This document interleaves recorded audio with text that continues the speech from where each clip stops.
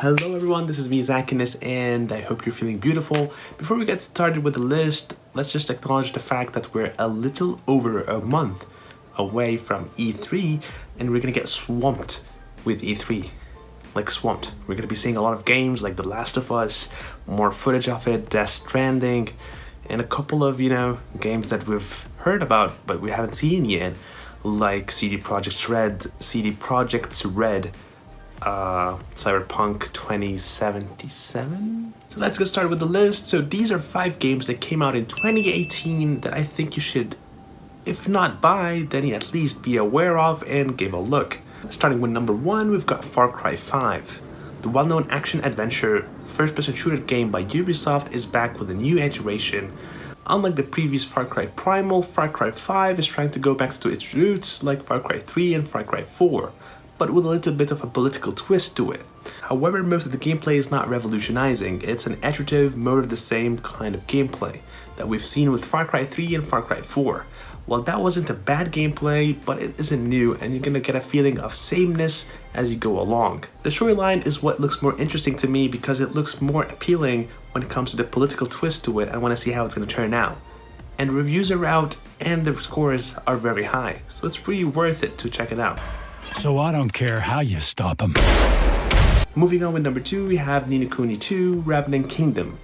I didn't see this rhyme coming and, well, it's there. If you want to invest your time in a JRPG game without feeling that you wasted your time and going like, oh well, this is time going to waste.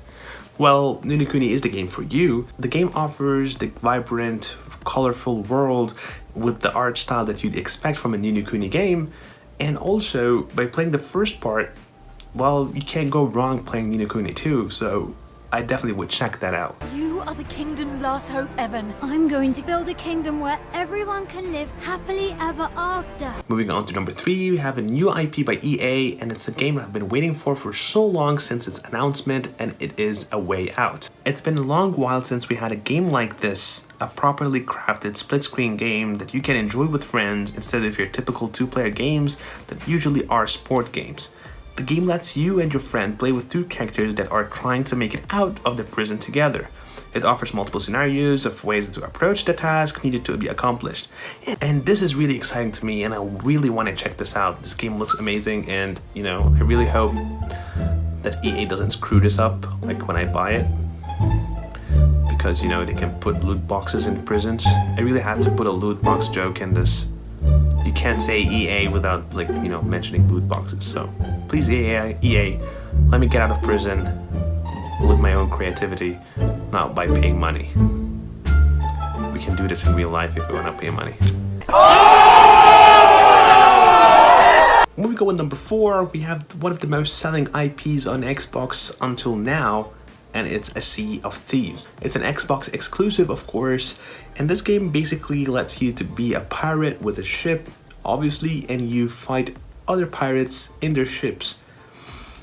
Sounds like a pirate game to me, and basically it's an online game, but however, this game really depends on who you play it with. If you play with fun people, you're guaranteed to have fun. If you don't, it's gonna be a tough sell.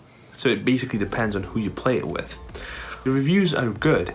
Not the best, but they're still good, and they all agree on one thing, that this game is a new platform and it will only grow from there. So it's definitely worth to check it out if you have an Xbox.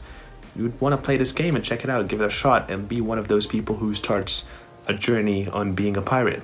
And hopefully you're gonna have fun, I guess. Last but not least, we have Kirby Sterilise. The cute pink fluffy ball is back on Nintendo Switch, and it's cuter than ever. And you haven't played with anything cute like that before. The sentence sounds so weird, but you haven't done that, I assure you. The platform game has a beautiful aesthetics to it and a fun laid back on the couch gameplay. In typical Switch manner, the game supports 4-player multiplayer mode in which you can play with your friends. So if you want to see this cute fluff ball in Nintendo Switch graphics, then you know what to do. Buy the game. So these were the main 5 games that I think you should check in March 2018, and if you can play them, then that's awesome. There are also other games that came out and there are honorable mentions in this video. Number 1 is Final Fantasy 15 Royal Edition that also comes out on PC, which is great if you're a PC Master Race guy. Number 2, you have Burnout Paradise, a remastered edition.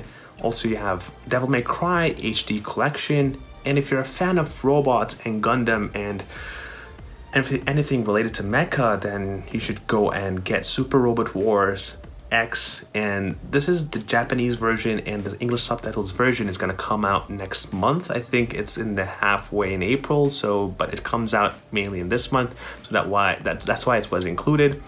I'll make sure to try not to include it in the next video.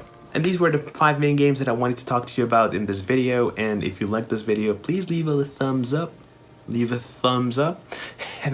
And if you enjoy this content and want to follow for more, please subscribe if you want to. And I'm sorry if my voice isn't the best. I've been struggling with the cold. I'm not sure if it's cold or a sore throat, but I'm struggling with something related to my voice.